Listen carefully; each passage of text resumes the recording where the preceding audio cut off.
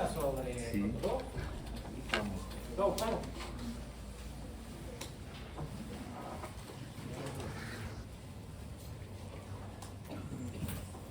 Bueno, entonces, Olífera básicamente estamos hablando de organismos animales, que básicamente todos lo que tiene que ver con ellos básicamente se refiere a poder filtrar o llevar, y básicamente etimológicamente es donde deriva su nombre, que básicamente es llevar. Entonces, dentro de la clasificación de las esponjas o poríferos, vamos a ver los clavos. Básicamente vamos a ver de que la conformación de las esponjas, hagan de cuenta ustedes que es un montón de células unidas como por un pegamento y varillas. Sí, básicamente es eso. Entonces, vamos a ver que los dos clavos entre homoscleromorfa y calcio esponja, básicamente vamos a ver que este clado está conformado por aquellas esponjas que las espículas o las varillas o las estructuras de sostén básicamente están conformadas por calcio. Y luego tenemos del otro lado a Demospongia y a Exactinellidas, que básicamente la conformación de estas estructuras de soporte o de sostén son de sílice. Entonces básicamente yo divido a las esponjas entre aquellas que las estructuras de soporte están formadas por calcio, voy a hacer sílice. Dentro de las características generales, como les había comentado desde un inicio, dependiendo quién dictamice, dependiendo dónde hagan la consulta ustedes, van a ver de que a las esponjas las catalogan como organismos simétricos, asimétricos o bien con simetría radial, dependiendo quién dictamiza.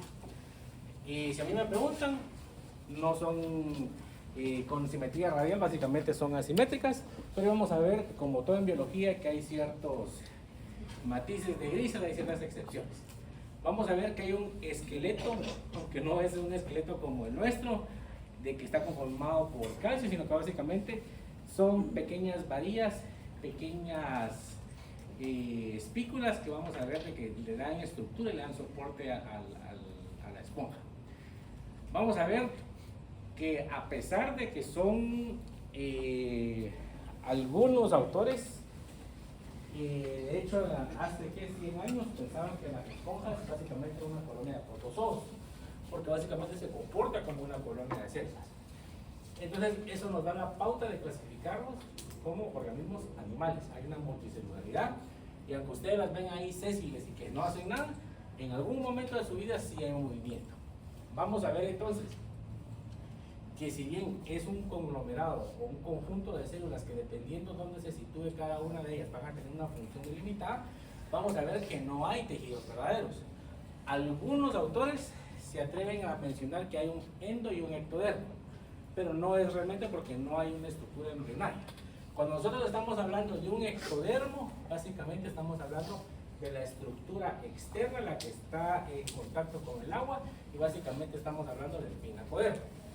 Y por el contrario, cuando estamos hablando del endodermo, básicamente estamos hablando de las estructuras que se encargan de filtrar para la captación de oxígeno o alimentos.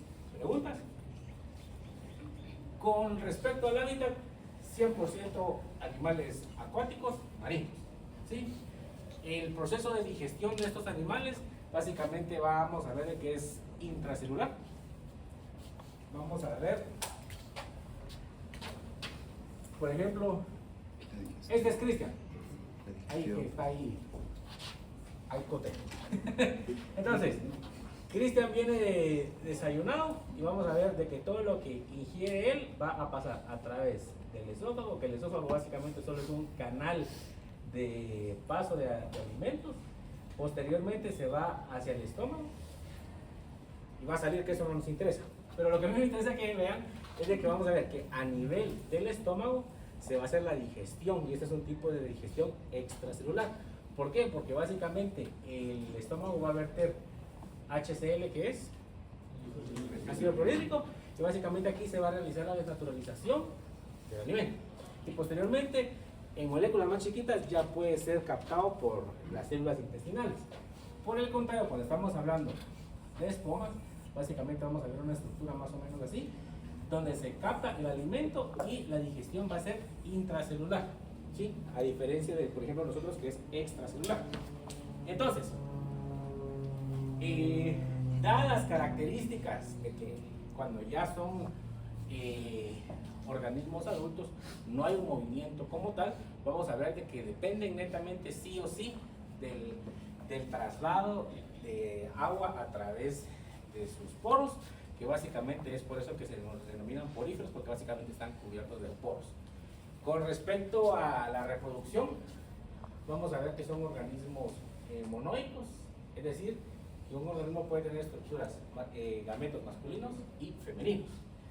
Son organismos holoblásticos, donde vamos a ver formas larvarias, que es la parenquímula y la larva anfiblástula, que eso lo vamos a ver más adelante. Y básicamente vamos a ver que dependiendo del grado de organización podemos encontrar un sistema de canales más o menos desarrollado. Con respecto a la reproducción, podemos ver de dos tipos, sexual y asexual. Cuando estamos hablando de reproducción asexual, básicamente una esponja puede perder una parte o puede realizar la germinación de un brote. Este brote puede crecer junto a la esponja madre y formar una colonia, o bien desprenderse y moverse por las corrientes de agua y formar ahí nuevamente una colonia de esponjas. Y por el contrario, cuando estamos hablando de reproducción sexual, netamente sí o sí es a través de la liberación de gametos. Ahora, con respecto a las estructuras que le dan soporte a las células, como ven ustedes aquí, básicamente vemos una estructura, cuando lo veamos en laboratorio, van a ver ustedes que es rígido. Y básicamente estas células no se sostienen por sí solas. Necesitan básicamente esponjina, que básicamente es un cemento, entre comillas, que básicamente da estructura. Pero por ejemplo, si ustedes construyeran una casa solo de ladrillos y cemento, eso se cae. Necesitamos varillas o estructuras que le den soporte a eso. Y esas van a ser las espículas, que pueden ser de carbonato de calcio o bien de sílice. Dependiendo el grupo que nosotros estamos viendo de esponjas, algunas pueden ser monoaxónicas, es decir, como que fueran una aguja. Pueden ser triaxónicas, que tienen 3 filamentos. Pueden ser hexaxónicas, es decir, con 6 filamentos, etcétera, etcétera. Y entonces, a grandes rasgos, ¿cómo es el mecanismo por el cual estos organismos se alimentan y respiran? Básicamente lo que ustedes ven aquí de color naranja vendría siendo lo que es el ectodermo, aunque realmente no hay capas germinales, sino que sería básicamente la epidermis. Esta epidermis está cubierta por pinacocitos, que en su conjunto lo vamos a denominar pinacodermo. Entonces, la epidermis o el pinacodermo básicamente va a entrar en contacto con el agua. Vamos a ver que el agua va a ser llevada a través de los ostiolos, que es cada uno de esos poros, de esos agujeros que ustedes ven ahí. Vamos a ver después otro dibujo. Se va a hacer un pequeño trayecto en determinados canales internos. Posteriormente, el agua va a ser llevada hacia una cavidad interna, que es el esponjocele. Dependiendo el tipo de esponja que nosotros veamos, vamos a ver que hace más o menos trayectos dependiendo sea el caso. Y por último, el agua va a ser eliminada hacia el ósculo, que básicamente es el orificio de salida.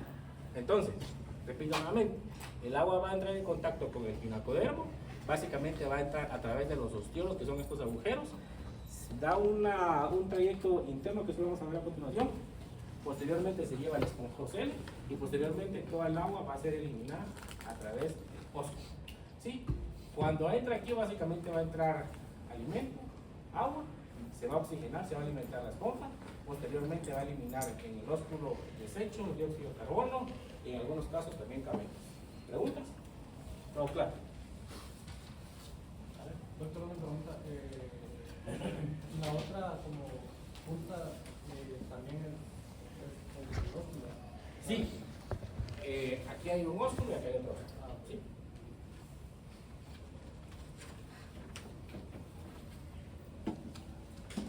Entonces, comenté, básicamente las esponjas son un conglomerado, un conjunto de células que dependiendo de dónde se sitúe cada una va a tener diferente función. La bibliografía menciona que hay hasta 20 tipos de células que cada una va a tener una función diferente y básicamente todas están trabajando en conjunto para sobrevivir, que básicamente es el organismo como tal. Entonces, dentro de las células vamos a ver externamente a los pinacocitos que se van a situar a nivel de la epidermis y van a formar el pinacodermo. Básicamente es lo que está recubriendo externamente a la esponja. Posteriormente vamos a tener a unos miocitos. Estos se van a situar alrededor de cada uno de los osteolos. Por ejemplo, si hay una esponja que, por ejemplo, qué sé yo, a nivel del lecho del sustrato marino, se están tropaceando otros animales ahí y levantan sedimento, la esponja tiene que tener un mecanismo para que toda esa basura, todo ese sedimento, no lo absorba ella.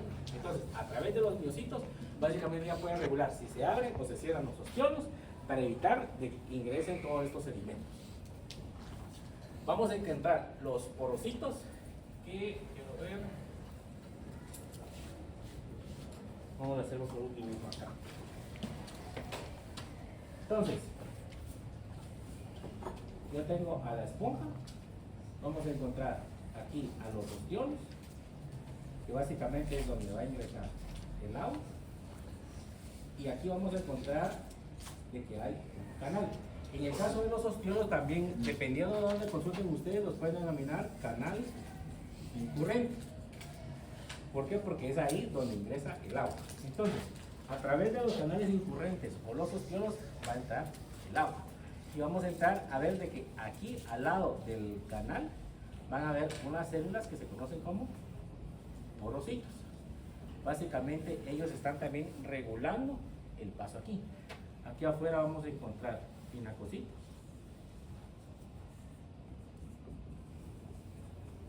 Que básicamente están haciendo el recubrimiento externo de la esponja. Luego vamos a encontrar a tesocitos, que esos pueden estar situados en diferentes lugares y básicamente esto tiene la función de servir de reservas alimenticias para la esponja. Luego vamos a tener los cromocitos. ¿Qué función tendrá eso? ¿Qué les suena esta palabra? Cromo.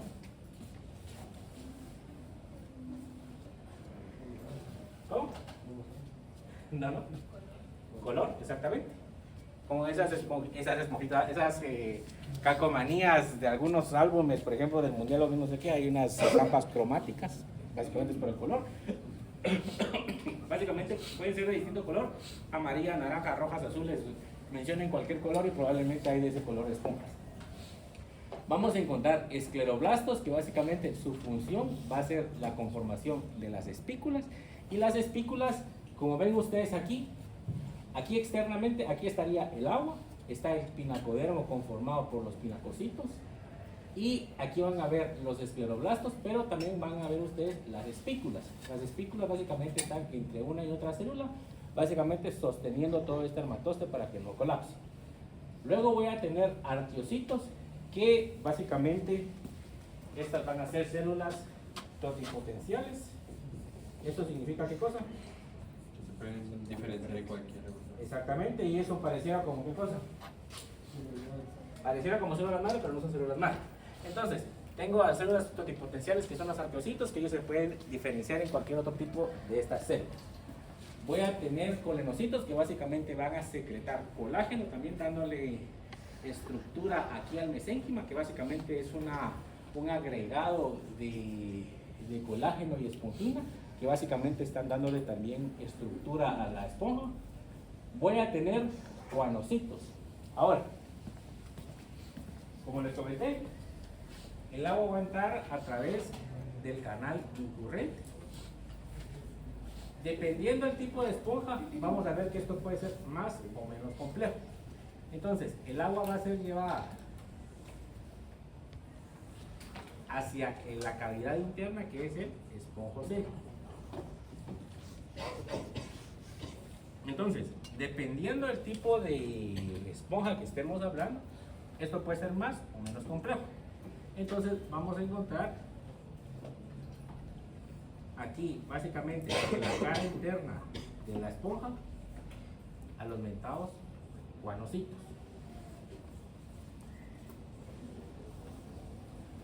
¿Qué es lo que ustedes ven acá?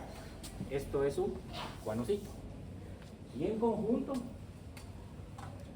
tengo una superficie externa que es el pinacodermo, que está conformado por pinacocitos, y una cavidad interna que sería el endodermo, que básicamente es esto, y le podemos denominar guanodermo. Entonces, el agua ingresa a través del canal incurrente, llega al esponjocele, y vamos a ver de que en el caso de los guanocitos, ellos tienen un flagelo que lo están batiendo. Y básicamente al realizar ese movimiento crean una corriente de agua donde ellos van a captar el alimento aquí, va a ser atrapado a través de este collar, se queda atrapado y luego va a ser absorbido básicamente ya por la célula como tal del guanocito. Y posteriormente eso va a ser eliminado a través del esponjocele y va a salir hacia el ósculo o canal excurrente. ¿Estamos? ¿Alguna pregunta? ¿Cuáles eran las células fotopotenciales? Los arqueocitos. Entonces, vean, aquí tengo el guanocito como tal. Ellos van a tener también unos procesos radiculares que se van a anclar básicamente a nivel del mesénquima.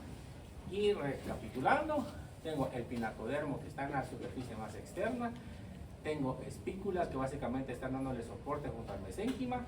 Aquí tengo arqueocitos, miocitos, etc. Y los guanocitos formando el guanodermo que básicamente están moviendo sus flagelos, creando corrientes de agua y capturando el alimento. Ahora, se captura el alimento directamente en los guanocitos, pero las esponjas no tienen un sistema circulatorio, no hay vasos sanguíneos que puedan trasladar todo el alimento que están moviendo. Entonces, básicamente se van a valer de estos amebocitos.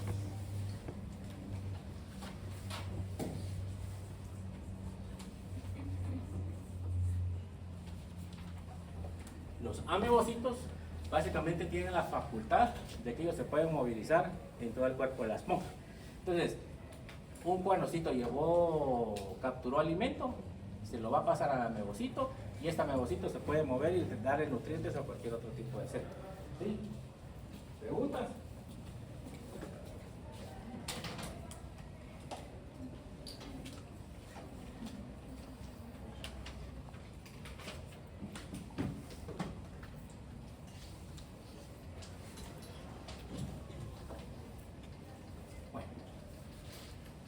Entonces, a grandes rasgos, vamos a ver el primer tipo de esponja.